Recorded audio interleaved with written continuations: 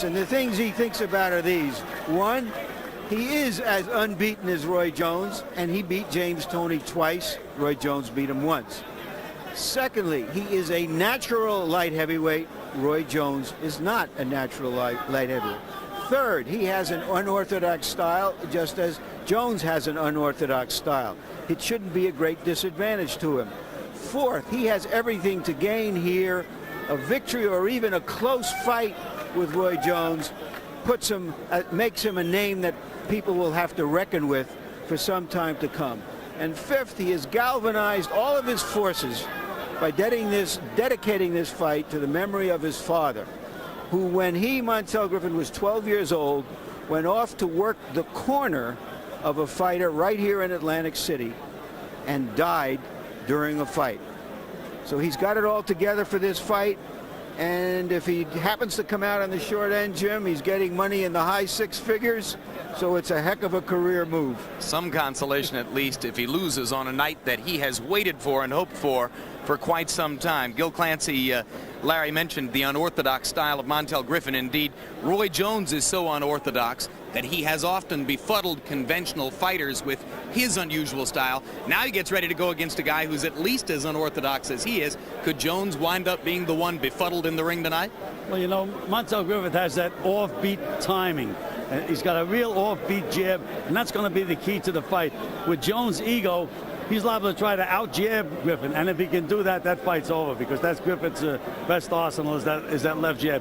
If he doesn't out-jab him, he's going to have to time the jab so that he can counter it. So there's two problems in this fight for Roy Jones, and they both entail Montel Griffin's funky left jab. Thank you for mentioning Jones's ego. Every bit as big as his talent.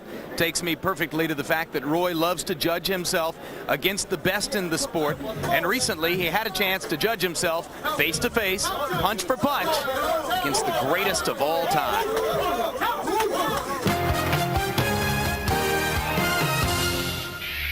1974, Ali Frazier 2.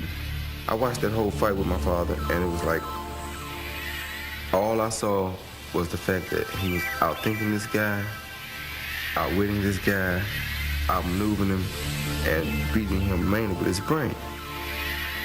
Roy Jones says that fight left an indelible mark on his life. Only 5 years old, and Roy Jones recognized Muhammad Ali's special talent. It was at that moment that he knew he would try to follow in his footsteps. For some reason, something just kept telling me, look, you don't know how to throw the punches, but you can do the rest of it. And I just knew for some reason that I could do exactly what he was doing. Like Ali, Jones mixes phenomenal hands, quick feet, lightning fast reflexes. And for Jones, any comparisons to Ali are the greatest compliment that he can receive. It lets you know that obviously the road you took was the right road, because it's so close that people compare you. Mr. Clay, Muhammad Ali, Mr.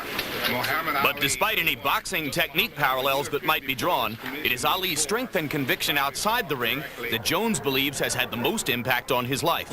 So getting the opportunity to meet his idol was a moment he will always remember. I didn't know that he knew so much about me, you know, and that was a real shocker to me. And after I was around him a little bit, to find out that his mind still operates just almost as good as it was back when he was champion, really made me feel a lot better for him. It made me feel so good because he reminds me of the person that lives inside of me. I think every individual should have somewhat of a moral status that they live by, a moral quota that they reach.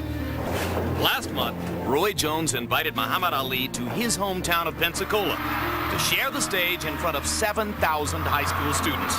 Standing side by side, the two spread their message. It's a very special and most important day to me. The message is basically, since we were all put here together, why can't we all just live in peace and harmony? Why fight? Why try to be bigger or better than other people? Why hate other people for some of the things they believe? And when the day was over, it was Roy who found out that even the greatest was impressed.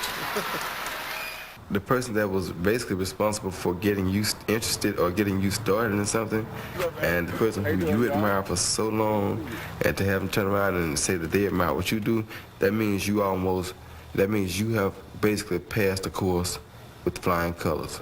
Because if I never do nothing else, at least Muhammad Ali knows who Roy Jones is, and he likes what he saw. Nice to see that he can still float like a butterfly and sting like a bee, huh, Gil? I was impressed by the fact that he was throwing feints and then moving on those legs. Unbelievable. Some things never change. Larry, that's amazing footage, huh? Yeah, you would have thought it happened 10 years ago instead of a few weeks ago. Reminds me of a time years ago when I went to Preservation Hall in New Orleans, where they have the legendary jazz greats. And between numbers, it looks like they're falling asleep, or maybe they've even passed away. But as soon as the music started, it was like the blood began to pump, and they were 28 years old again, really playing up a storm. And that's just what you saw with Ali. As soon as the bell rings, he's out there dancing. It's a great thing to see. Thing of beauty is a joy forever. Tail of the tape now for Montel Griffin against Roy Jones. Light heavyweight championship fight. Griffin 2 years younger than Jones. Like Jones, Griffin believes he was robbed of a gold medal at the Olympic Games, as he was beaten by Torsten Mai of East Germany in a quarterfinal in 1992 at Barcelona, in a fight in which Griffin seemed to be getting the better of Mai. They both weighed in at 175. Jones with a 4-inch height advantage and a 5-inch reach advantage, if in fact those are advantages, because much of Griffin's style is devoted to turning his short stature into a plus rather than a minus. Punch that numbers, Larry. Here's a look at how they fought the same opponent, James Toney, and you see that the numbers are remarkably identical in terms of how active they were and how many punches they landed. But in the power punch department, you see that Jones threw more and landed more, but that shortchanges Griffin a little, because his jab is his best punch, and it's a more useful one usually than Jones's jab is.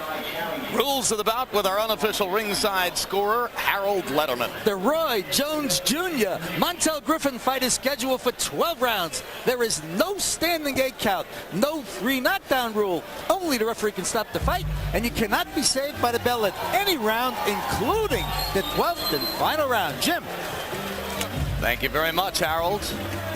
Montel Griffin will enter the ring first. Griffin wearing white trunks with black trim in honor of the trunks that Muhammad Ali wore when he upset George Foreman in Zaire in 1974. And that was a big upset. George was supposed to be invincible at that time. The odds in Las Vegas opened as high as 17-1 on this fight. The last time we checked a couple of hours ago, they were down to 6-1. Roy Jones the favorite, of course. And the record for Montel Griffin, we've made a point of alerting you to the fact that he's just as unbeaten as Roy Jones. 26 wins, no losses, no draws, 18 KOs. He says, I don't want my 0 to go any more than he wants his to go away.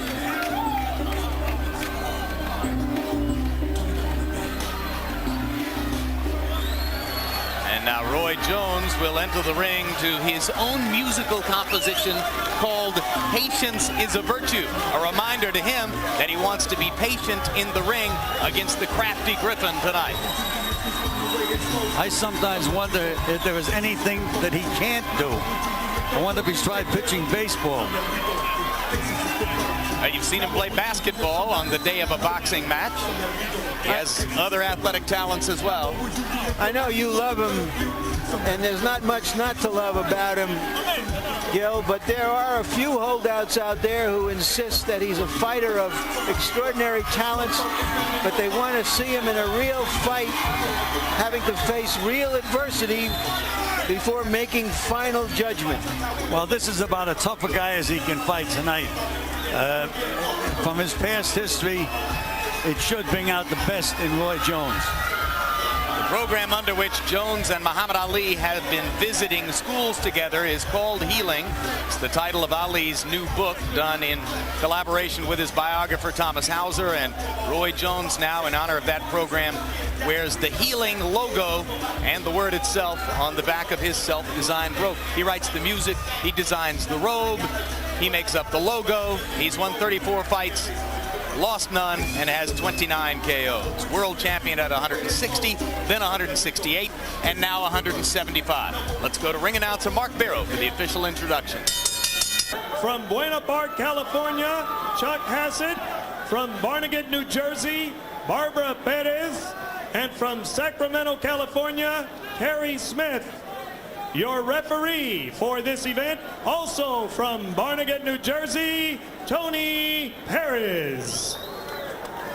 Introducing now the principals, beginning first in the blue corner to my right, wearing the white trunks, black trim. He weighs 175 pounds. He is undefeated in 26 professional bouts. He has 18 of those wins by way of knockout. He hails from Chicago, Illinois, the 1992 Olympic team member and current WBU light heavyweight champion, Montel Ice Griffin.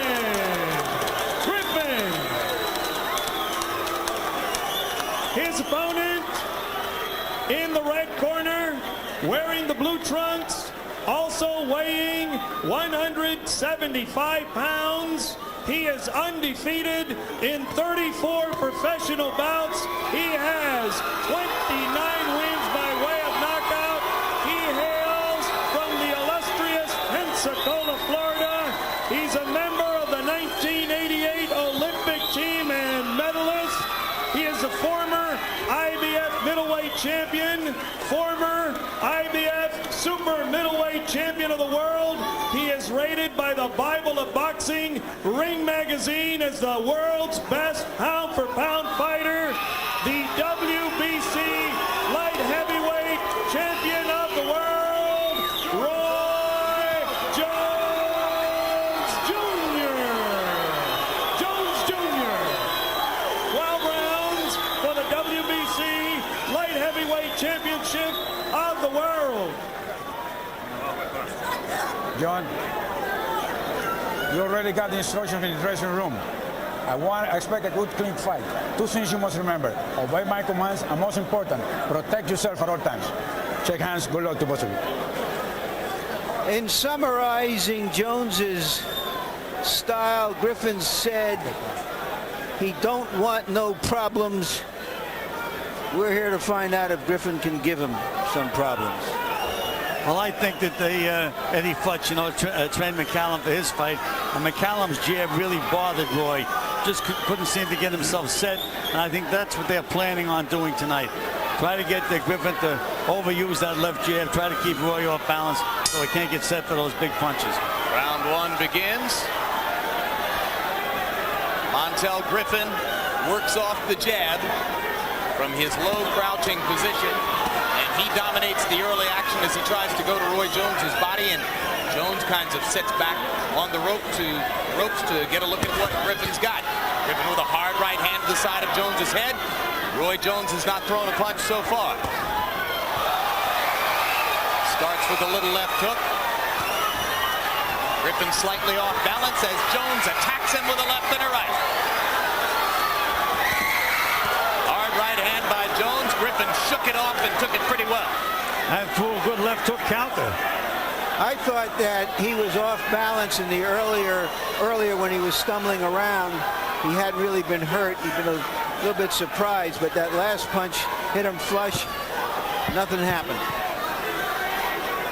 That amazed me, Larry, because any time early in a fight when Roy catches a guy, either they go or they look so surprised they don't know what hit them. But he is a natural light heavyweight.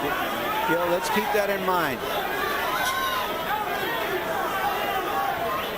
Roy Jones is a natural middleweight.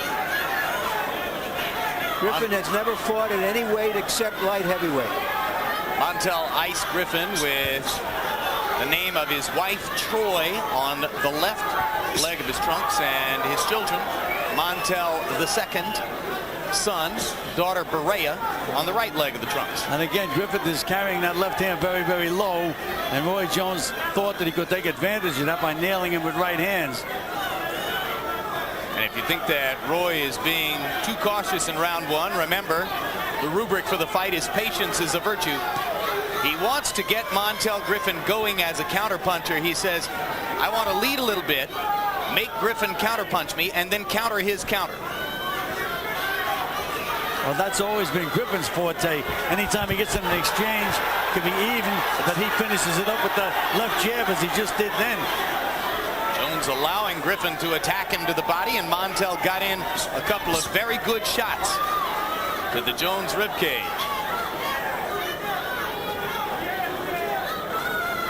Both fighters trying to get a good look at each other and each other's unorthodox styles here in round one.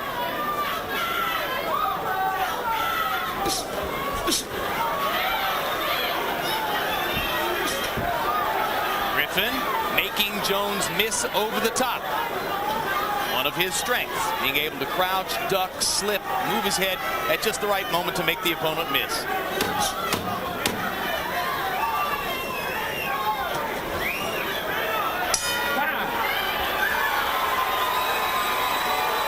Roy Jones entered the ring. He was gesturing to another light heavyweight titleist seated at ringside, Virgil Hill of North Dakota. He is the obvious next opponent on the horizon for the winner of this bout, or the horizon, I should say, for the winner of this bout, regardless of whether it is Griffin or Jones. Didn't see whether Montel noticed him, but Roy Jones walked right past him into the ring and was gesturing at him, and Hill gestured back. When he's trying to entice you to come in, slide in, and feint. Right. Keep feinting. Keep feinting. Get him against the ropes. Use those combinations that you're using. But when you come out, don't come out standing up straight. Come out low or go to the side, one side or the other, okay? All right. Another visitor here tonight, Evander Holyfield. Roy Jones with an uncharacteristically low punch output in round number one, as he took most of the round to try to feel out Griffin and his unusual unorthodox style. Griffin landed more punches in round one, and we'll wait and see what happened on the scorecards. That Roy Jones left hook is like lightning. But his left jab is like a glass of water. Well, right now, again, Larry, he's jabbing short. He's not committing himself with that jab. Never know exactly what's in Jones's tactical mind as he goes into a bout. Well, we had mentioned that he might try to out-jab Griffin, but he is jabbing a lot, but he's not hitting anything. He's throwing an 18-inch jab against an opponent who's 36 inches away.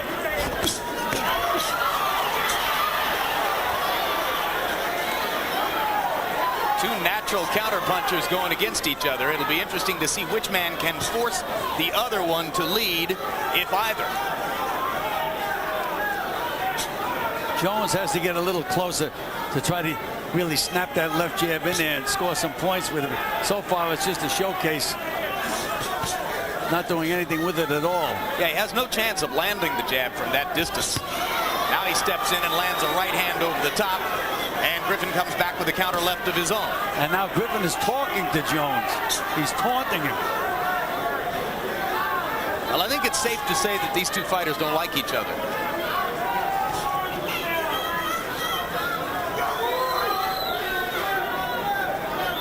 In fact, after the weigh-in yesterday, Roy Jones had his phone shut off and told his trainer, Alton Merkerson, don't try to reach me. I have an attitude.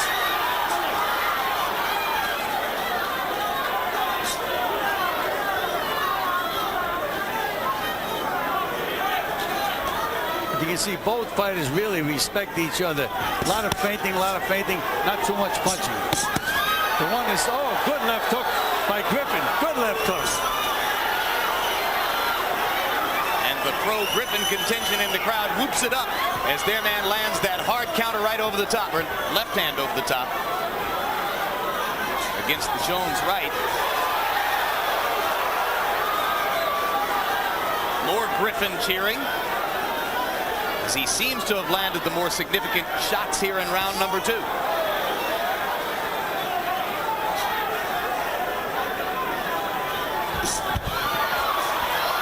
Quick left hook landed inside for Jones as he stepped in.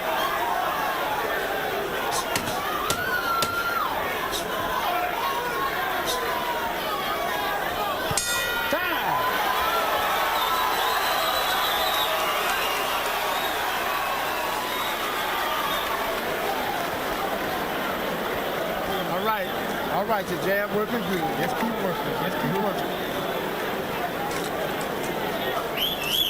When you get on the ropes, don't square off too much. Right. Feed him your left shoulder. Feed him that left shoulder and try to give him some water on his head. Try to turn that right uppercut under to his chin and come back to the head with a hook. Okay? Okay? That's good. Just don't square off too much in the rope. You're all right. Give him that small lane, give him a right uppercut hook, then come on out. When he turns, put it on his head. When he turns, be there waiting on him, catch him with something, okay?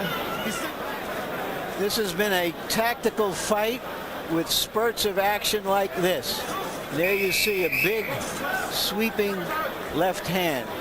Later on in the round, again, you see Griffin landed a nice right hand, comes on the attack. There hasn't been a significant light heavyweight fight, I don't believe, in 16 years right here in Atlantic City. Michael Spinks, Dwight Braxton. This one doesn't have the hype that one had going into it, but it may be developing into a significant light heavyweight fight. Now, Larry, in Griffin's corner, I noticed they were massaging his arms after the first round as well as after the second round. I believe you should let a fighter rest between rounds. Put his hands in his lap and let him just rest. By them moving those muscles like that, I don't think that's going to do Griffin any good later on in the fight. But by CompuBox numbers in the first 2 rounds, although Jones has thrown many more punches, 89 of them, Griffin has landed more, 29, landing at about a 50% rate. And it wouldn't shock me if somewhere in the house there's a scorecard that has Montel Griffin winning the first 2 rounds. Well, there's one right here. Big left hook by Griffin. Big left hook. Caught Jones with its chin up in the air. And you see Roy Jones flinching in the middle of the ring as Montel Griffin feints at him with the left. Griffin's people said Jones doesn't like to fight, and we're going to make him fight. Well, that certainly got Jones' attention, no question about that. And Griffin, ice on his trunks, and he's fighting like he has ice in his veins.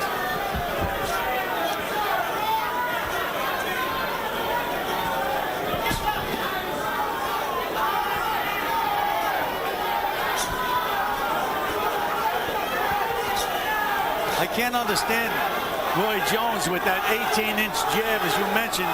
He's not even coming close with the left jab. And you heard Alton Murkerson tell him between rounds, your jab is working. Yeah, I don't understand what it's working on.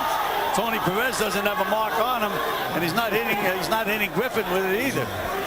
By punch stat numbers, Jones landed 2 of 45 jabs in the first 2 rounds. Keep in mind that Montel Griffin has in his corner the legendary Eddie Futch, who trained 2 different fighters to upset wins over Muhammad Ali. And Futch said, hey, Ali was great, but he had a couple weaknesses. Jones is the same way. Well, what Jones has is that big one punch, though. He can change a fight around with one punch.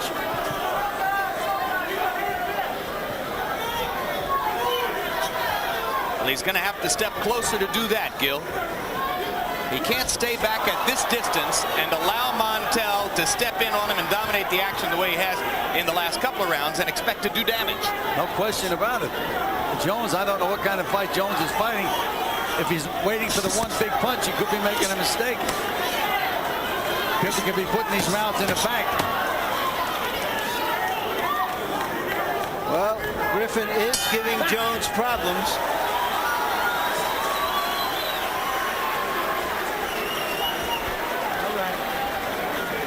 Coming. Yeah.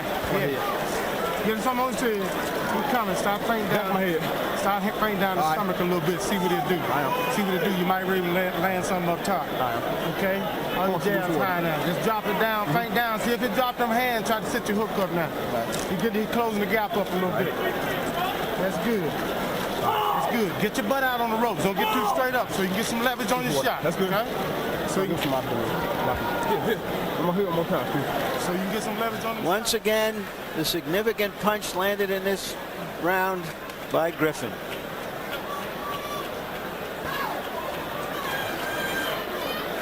Some of us might not have thought we'd ever see a CompuBox number that indicates Roy Jones landing 10 punches per round in the first 3 rounds. Anemic numbers for Jones against Montel Griffin.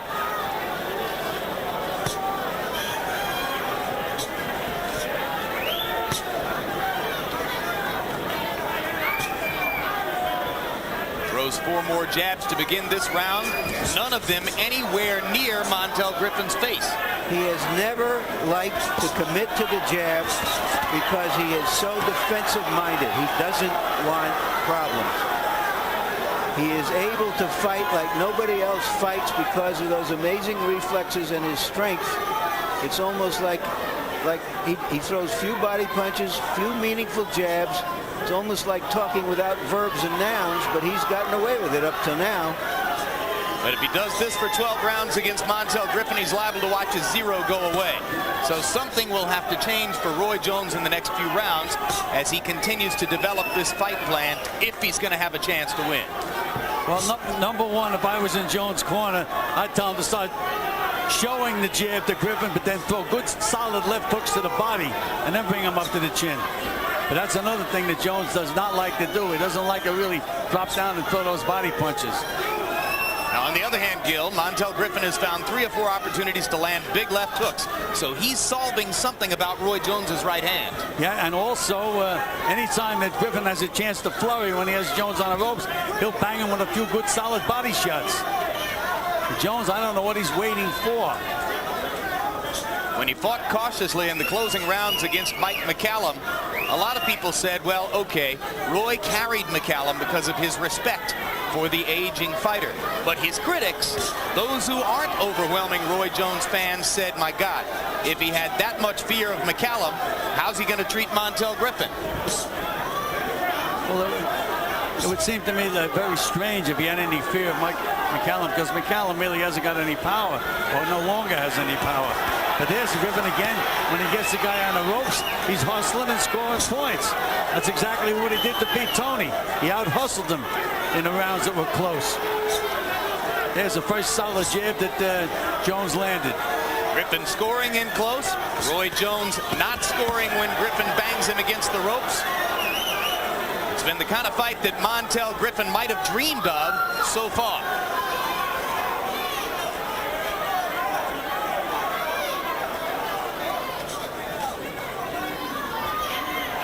"20 seconds left in round 4, and no sign that Jones is going to open up and begin to shed this shell of caution anytime soon. Meanwhile, Montel Griffin gaining in confidence with each passing minute. And Griffin rakes Jones to the body again as round 4 comes to a close. Join us tomorrow night and next week for Sports. With some jabs, man.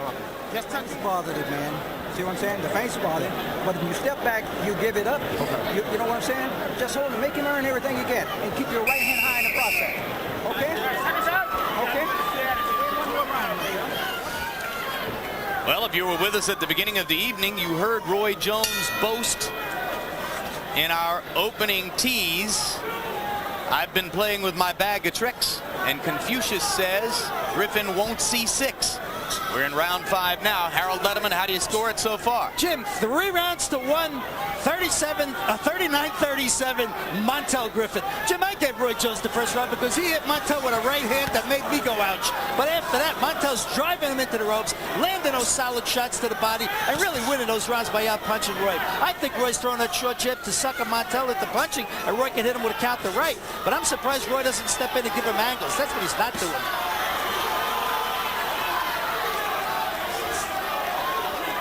Well, stepping in would require taking a risk.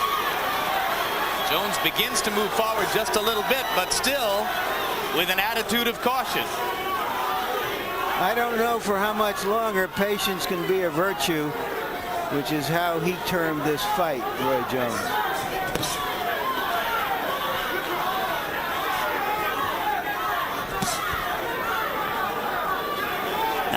Now Griffin has that left hand right down around his hip. And that's when Jones said he could take advantage of that with a straight right hand. But again, Larry, he's being overcautious and he's really not letting anything happen. But you know, both of these fighters were taught how to fight by their fathers at very young ages. So they're both ring wise. And this stance by Griffin is trying to make Jones punch him with the right hand, but he's not there to be hit that easily. Jones up and under with a left hand, one of his better punches of the fight.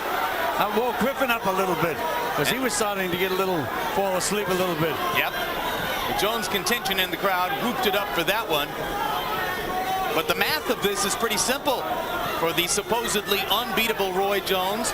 If at some point in the fight you get 5 rounds down, which isn't out of the realm of possibility here, then you got to win all the rest. Ball scoring knockout. Good right hand by Jones. Didn't move Griffin at all. Griffin ducked right into it, which indicates that maybe Jones is starting to size up his moves. Another right hand and a quick left by Roy Jones. And a good counter by Griffin. Good left hook counter. Griffin has certainly gotten Jones's attention with those body punches. You can tell that Roy Jones doesn't want to feel Griffin to the ribcage anymore if he can avoid it.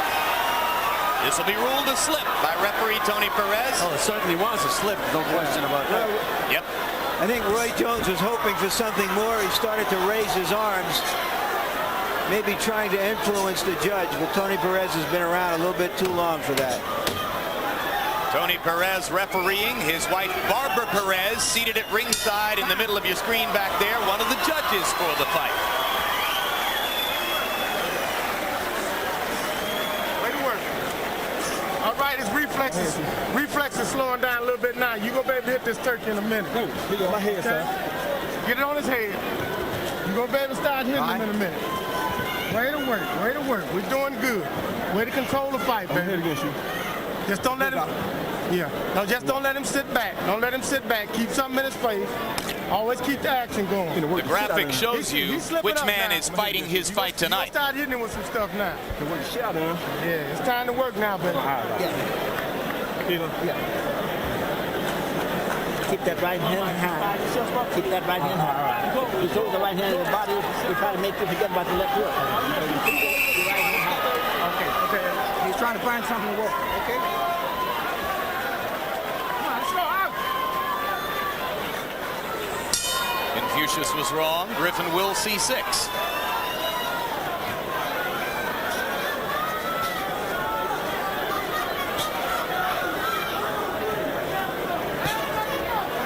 Hot, humid night in here. Grand ballroom at the Trump Taj Mahal. Both fighters. Every time Jones stays against the ropes and allows Griffin to throw those body punches, it's scoring points for Griffin. Good left hook by Griffin. Jones nailed him, but Griffin nailed him right back. Out-punched him. Jones using some of the stuff that has dazzled previous opponents. Griffin eating it up right now.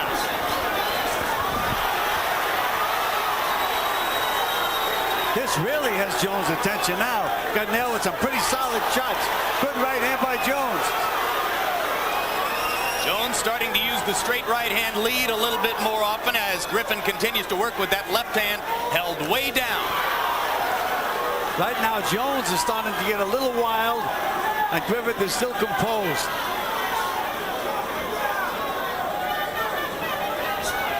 Jones is going to have to get a little wild if he's going to improve those punch stat numbers and work more damage against Montel Griffin physically. Well, he's going to have to change his strategy and start to throw some body punches, set up his other punches.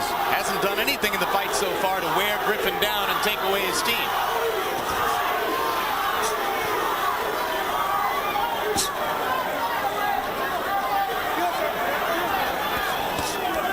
Griffin leaning on Jones against the ropes, working him to the body when he gets a chance. Jones getting pushed around physically in a way that he cannot enjoy.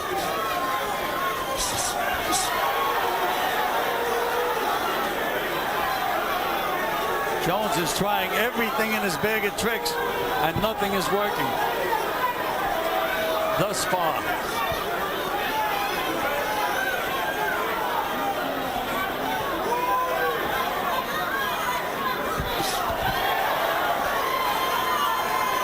And as Montel said to us, hey, I grew up in the gym. I'm not going to be thrown off by any of his tricks. I've seen all that stuff since I was 5 years old. Not too many, though, have seen all the tricks that Roy Jones has. I mean, he's a special talent. But what he's doing now, I don't know. Jones with a blistering combination using his incomparable hand speed. Griffin backs out, waves his right hand, and goes back to work with the left. Jones leading with the right hand more and more frequently to take advantage of Griffin's low left. Another right hand lead, just missed. This figured to be a tactical fight, but a real fight is breaking out. Absolutely. That's what I'm talking about right there. Wait for it. Right here, baby. Get some water. That's my head. All right. Just take deep breath. Just keep doing. Keep it like that round. Keep it like that round. That's beautiful. Way to turn him. Way to turn him when you hit it. He trying the same thing. Round 6, the best so far for Roy Jones, but here's a look at some of the damage that Montel Griffin has been able to do during the fight. Throughout the early rounds, Jones backing up into the corners, allowing Montel Griffin to go at his body and often to land left-hand counter shots upstairs. And then Jones having to take more and more chances as the fight progressed to try to get inside and turn some of the tide against Montel Griffin. But so far, it's been like a dream for Montel, who's had much the best of it against the unbeaten Roy Jones.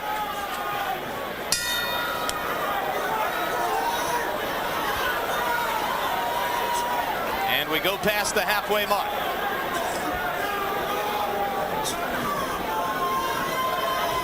I can't understand Jones. I still can't understand that jab. Not only he's not reaching Griffin, but he's jumping back when he throws it. Gil, I don't think he's ever been an exponent of the jab because he's always looking to play defense. Jones looking down and winking at Harold Letterman and talking to Larry Merchant as he tries to work against Griffin while Griffin leans in on it. Well, he better start winking at Griffin. Good left hook by Jones. Right hand and a left by Jones. One of his better combinations of the fight. But you can just see Griffin bristle when he gets hit with that punch. I mean, he may feel the punch, but it brings up his competitive juices. Well, it becomes clear that in the light heavyweight division, it's going to take accumulations of punches for Jones to knock people out. He's not going to be able to do it with 1 or 2 punches at a time the way he did at 160. Well, again, Jim, it depends on the opponent. He's really not hitting Griffin that solid. He's moving a little bit with all the punches. He's rolling. Even when Jones lands those right-hand leads, it's a little movement from Griffin. It's taking some of the sting away from it. Midway through the 7th round, now Jones stepping back into that cautious stance that dominated his earlier activities in the fight. You see, he's shaking his head that the punches don't hurt, but they're scoring points. And when they're in this position, Griffin throws more and lands more to the body than does Roy Jones.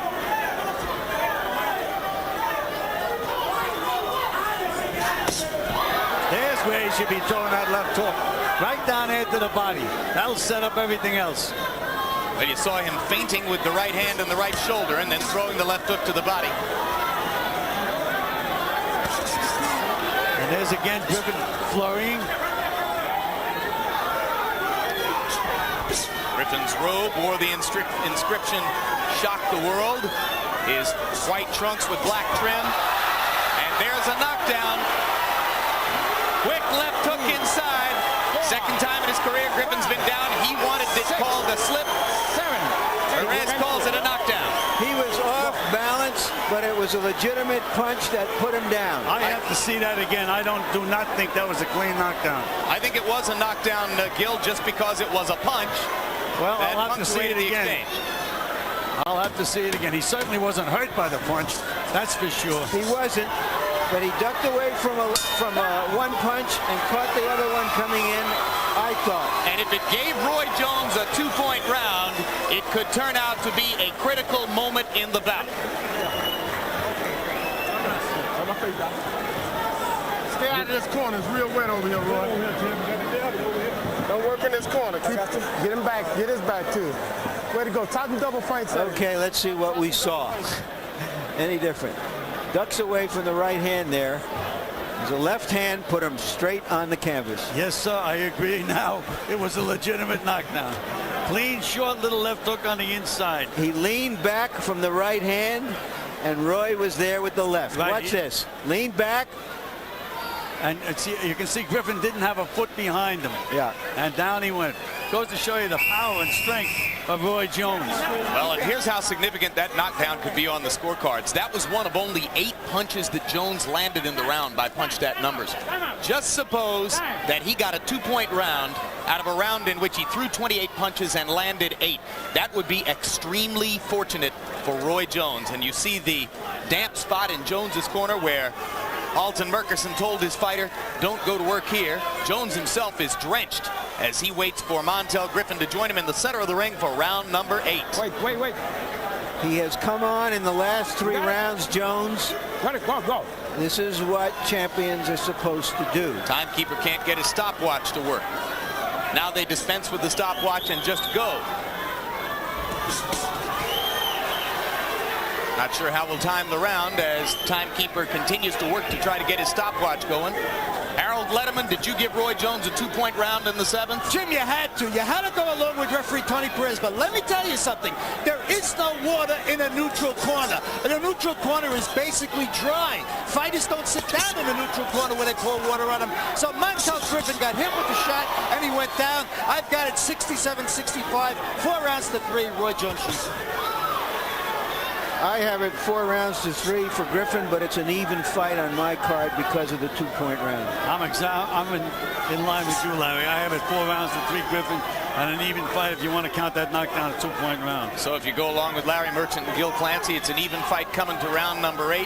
And it would be an even fight only because Jones got a knockdown in a round in which he landed 8 out of 28 punches. Those are anemic numbers when compared to the kinds of numbers he's put up throughout his career. Montel Griffin has Roy Jones thoroughly befuddled in here with his style, and Jones is hoping that with his extraordinary skills he can find a way to do enough damage down the stretch to win the fight. And strength. Roy Jones is a very, very strong individual. Well, so's Montel. Yes, he is. No question about it.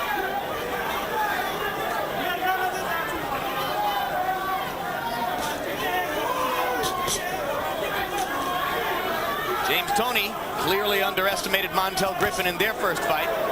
Good stiff jab by Montel Griffin. Roy Jones fires a right across the top and then immediately covers up, and Montel Griffin bashes him with a counter left. But also Montel Griffin moved Jones with his shoulder first, which was a foul. And then he nailed him.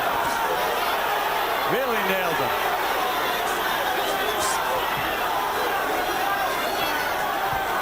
Some of the best punches of the bout have been counter left hooks by Montel Griffin. And I'm told that there's a swelling around Roy Jones's left eye, and indeed that's true. There's a mouse under Roy Jones's left eye that's not unlike the mouse that Oscar De La Hoya collected a couple months ago against Miguel Angel Gonzalez.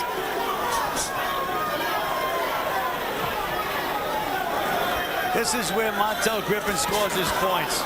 Yep. When Jones backs up into the corners, Griffin just rakes him to the body. There's another good left to the body there by Montel Griffin.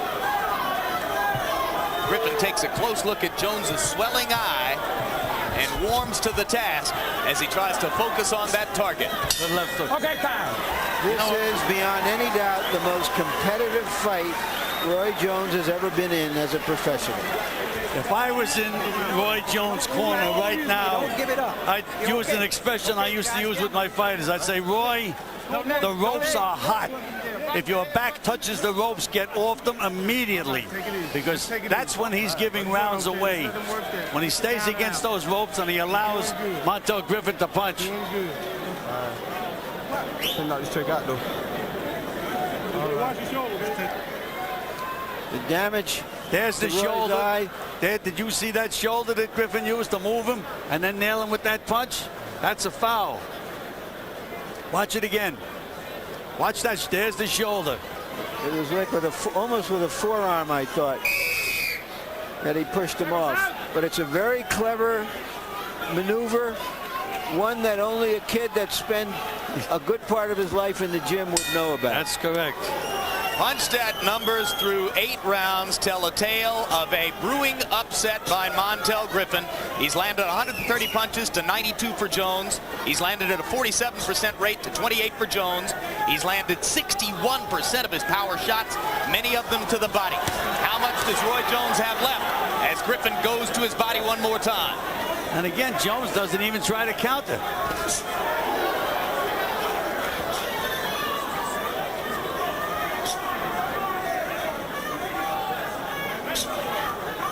There's that short left jab again, Larry. Griffin is just ignoring it because he knows it's not coming at him. He doesn't even blink when he throws it. It's like shooting a blank cap pistol. Jones nailed him pretty good that time. Jones nailed him with a good left hook again.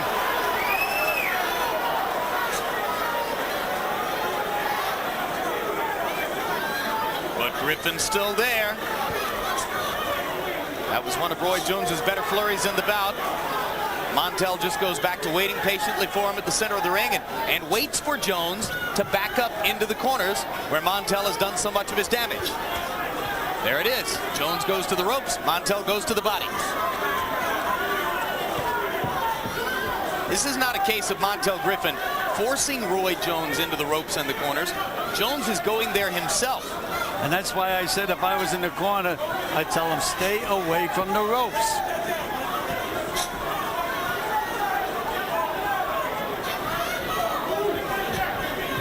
You know, Gil, to the average fan, it doesn't sound like much when a fighter moves up from, say, 168 pounds to 175.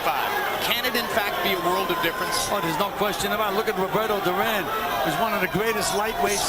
Big right hand by Jones. Big right hand. And Griffin is hurt. No question about it. Griffin is hurt. Jones looking to finish. Griffin wobbling a little bit. Jones comes in and lands the right hand lead again.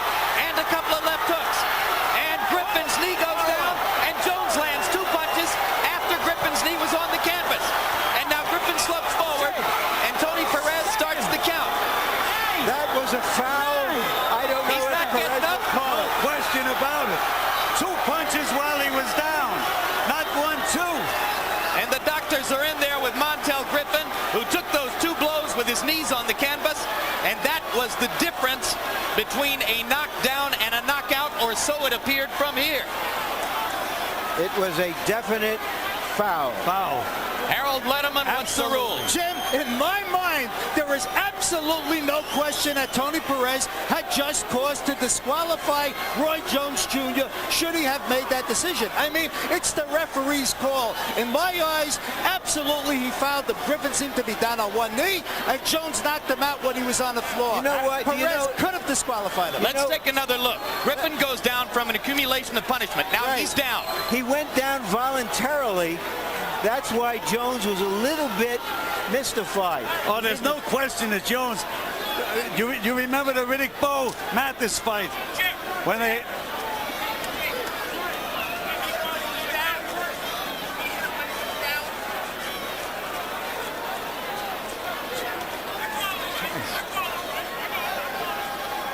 All right, here's another look one more time at the finishing flurry.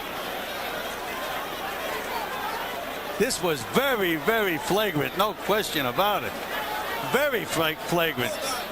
We are being told that Roy Jones is going to be disqualified and will lose his title. New Jersey State Commissioner I don't think Larry they have any Hazard other is in the choice. ring. They have no choice. Can they overrule the referee? Well, Hazard is the most hands-on commissioner in the country, no question about it. He's the one guy who's in chairman of a state commission who will get into the ring and confer with his referees about every decision they make. Now, this decision, at least in the eyes of Tony Perez, has already been made. The question is whether that man right there, Larry Hazard, is going to reverse it. What do you think, Gil? What did Tony Perez do? Did he say it was a knockout? Tony Perez waved his arms to the side as if to indicate that the fight was over by knockout. But did he give it to, in other words, he thought Roy Jones won the fight? No. Larry Hazard has just told us that a disqualification is coming. Oh, there's no question about it, Jim. Now, that's where he hurt Montel Griffin. At this point, Griffin is wobbling and ready to go if Jones can get at it. And here's the last flurry. And watch Griffin voluntarily put his knee on the canvas to try to take a count here. Whether it's voluntary or not, he's going to put his knee on the canvas. And there it is. Knee down. Now there's plenty of time. Two. No question about it in my mind. Definite disqualification. The second left hook. A fierce punch delivered while Montel Griffin faced Roy Jones with his knee on the canvas. This is every bit the same thing as Riddick Bowe against Buster Mathis Jr. This is worse. With Bowe was only one punch, and it was almost the end of a combination. Roy had plenty of time to set himself or go over to the neutral corner. Now look, he has all the time in the world. He's looking at the guy while he's down. Nails him 2 more punches. Hard to imagine what Roy was thinking when he fired that left hook, because he knew the man was down. He should have been able to see that his knee was on the canvas. Let's go to ring announcer Mark Barrow for the official decision. Ladies and gentlemen, the time, 2 minutes, 27 seconds of the 9th round. The referee disqualifies the red corner. The winner and new WBC light heavyweight champion of the world, Montel Ice Griffin.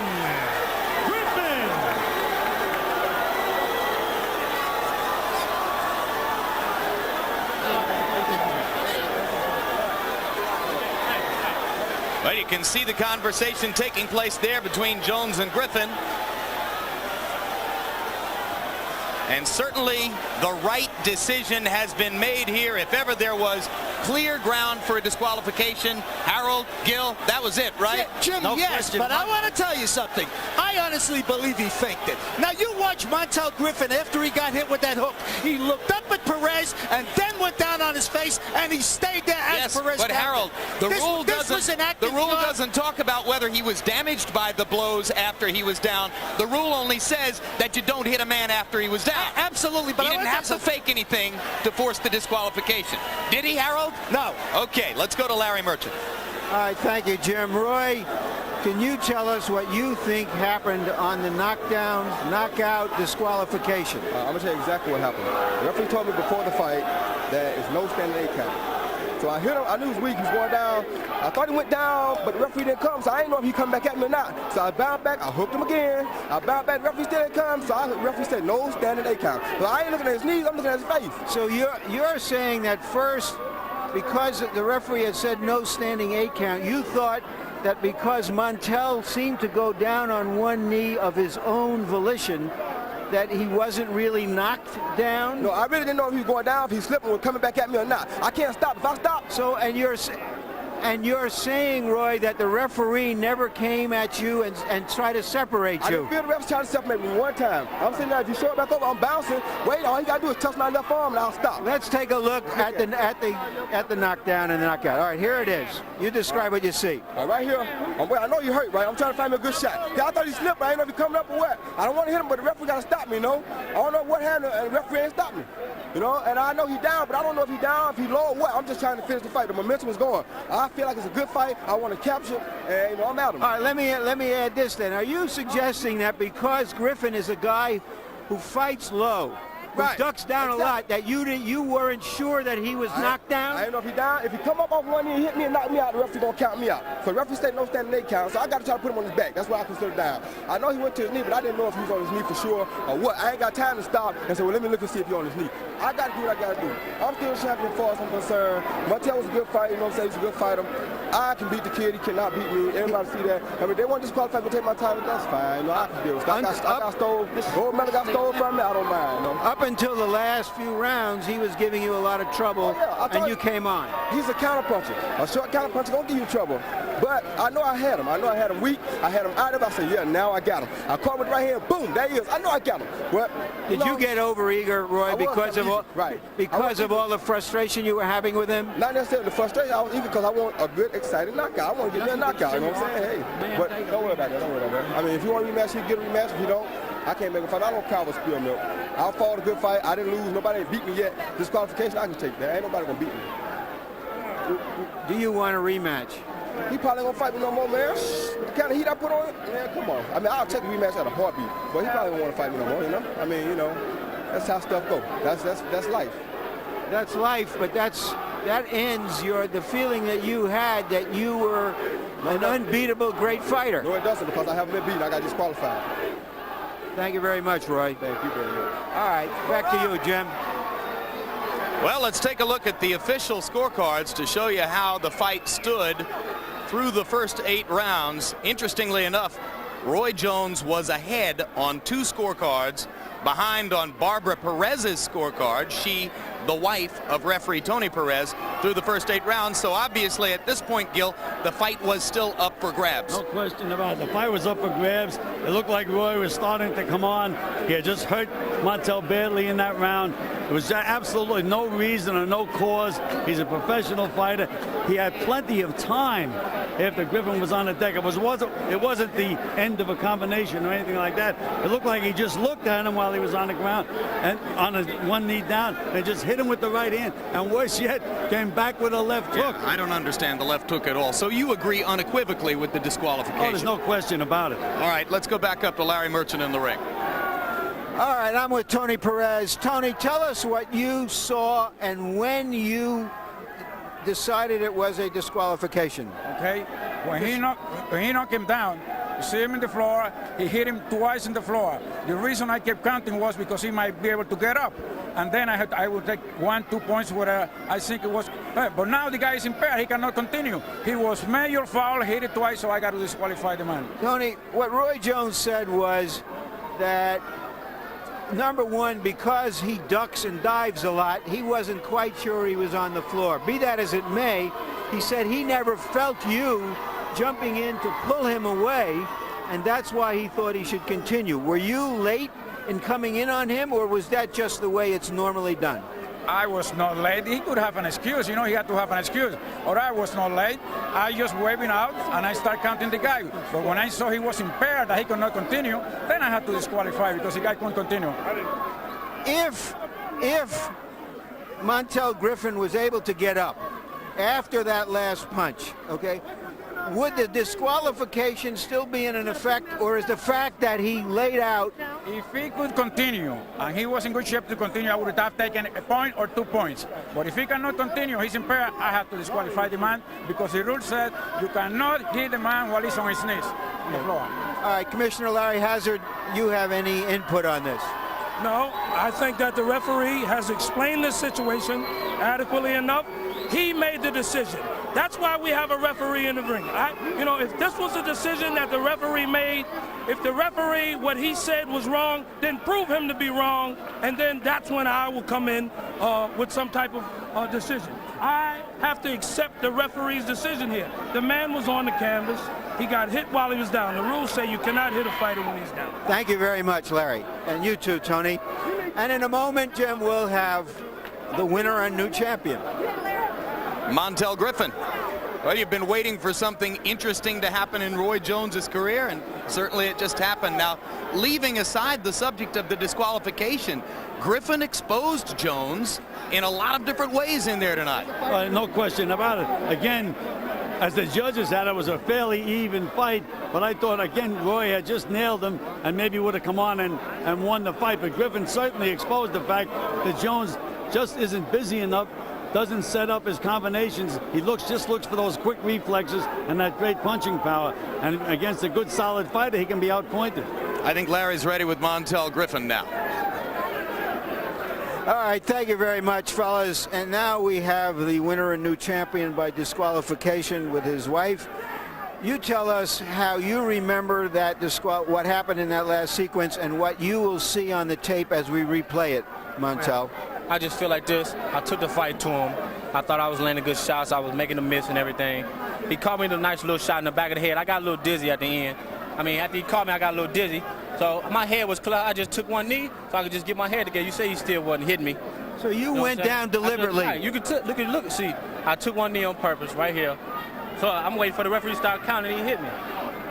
All right. Now you had a delayed reaction there, and what the referee said was, if you had been able to continue to fight, that he would have penalized Roy Jones, but the fight would have gone on. Well, that's fine. Were you good? Were you acting at the end, or were you really hurt? I mean, I went down on one knee to take the 8 count. Right. He hit me when I was down. I didn't see it. So anything can happen to anybody getting hit when they don't see the punch. I mean. But you were hurt then, you're saying? We're looking at the fight right now. I'm moving. I take one knee on purpose. I look up and he hits me without me seeing it right there. I'm looking at the referee ready to take the 8 count. And he kind of caught me a little bit. I got a little woozy and I fell down. So that delay fall to the canvas was the effect of that blow hurting you and you could not continue? Well, I was dizzy from the first punch in the back of the head. That's why I took a step back, took the knee. When I look up to see, ready for the referee to count, I get hit. Anybody gonna get hurt if they get hit when they're punched they don't see. So I don't feel, I didn't want to win it this way. I wanted to win it with decision. I thought I was taking it to him. I was making a miss. I was catching with a jab. His face was all swollen up. And I thought I was winning, feeling fair and square. Are you willing to give him a rematch? We'll sit down and do whatever. I want Virgil Hill, but if we have to get a rematch, we'll get a rematch. Do you know that, or you wouldn't know, but I'll report it to you, that you were just barely losing on a split decision up to that point, although if that round would have counted, you would have been behind. How do you feel about that? I thought I was winning the fight. I was making a miss. He caught me with a couple of shots during the fight, but it wasn't nothing hard. The first knockdown was a slip. There was no way he hit me. The second knockdown, he caught me. I could have stayed up if I wanted to. My head was all right. I went down to one knee just to show you that my head was all right, just to take the 8-second count. But I knew I was going to have to pull off the last 2 or 3 rounds. And I'm sitting down, the man hit me for no reason. You know what I'm saying? Why would he hit me? You see, I got one knee on the ground. Just clarify this for me. Will you give Roy Jones a rematch? We'll see. We'll see. We'll sit down. I ain't in a position right now to tell you. I want Virgil Hill, but we'll sit down and talk about it. See what happens. This for my father, Clarence Griffin, Lil Montel and Bria at home. Mama, I'm all right. See, everybody call my mother, tell Mama I'm all right. I got hit with a punch I ain't see. And you didn't lose your 0? No, I didn't lose my 0, and I still got my pretty white tour right here with me. Thank you very much. Jim? Montel Griffin and Roy Jones enter the ring, both unbeaten, 60 fights between them, and the man who loses his 0 is Jones as the result of the disqualification. Jones said in his post-fight interview that he doubts Griffin will give him a rematch. I don't know about that. I'm not sure that Griffin is scared of the guy. I think he probably will give him a rematch. What do you think? Well, I think it's going to be a matter of money, and Griffin is going to demand the large amount of money. If they can satisfy Griffin, he'll give him a rematch. He might make him wait while he fights Virgil Hill. No, I don't think so. I think that if the money is right, I think that Griffin would give him a rematch. All right. And what do you see Jones doing differently in a second fight against Montel Griffin? Well, I don't know. If he listened to our criticism, he might try to use the jab a little bit more effectively and stop being so cautious and start punching a little more to the body. Gil, pleasure to be with you again tonight. Thanks very much for filling in for George Foreman again. Okay, my pleasure. Greatly appreciate it. Larry Merchant, another bizarre evening on HBO's World Championship Boxing. It ain't over till it's over. That's right. And sometimes you don't know if it's over even then. Going back to the 2 Galata disqualifications, this happening to Roy Jones, who has never ever shown any inclination to do something like this. I think that Griffin was giving him the most competitive fight he has ever experienced. And I think what happened there, as Roy Jones himself admitted, was that this was a response in some degree to his frustration over having to really fight harder than he expected to. Give Griffin credit. He's the one who frustrated Roy Jones. And what can you say after that? You can say, I hope we see a rematch at some point down the road, so all of this can be resolved between these 2 light heavyweights, while a 3rd light heavyweight, Virgil Hill, waits in the wings. And just as Griffin is cagey in the ring, you can see that he's going to be very cagey about giving Roy Jones a rematch out of the ring. But I agree that that's where the big money, the most money he can make would be in a rematch.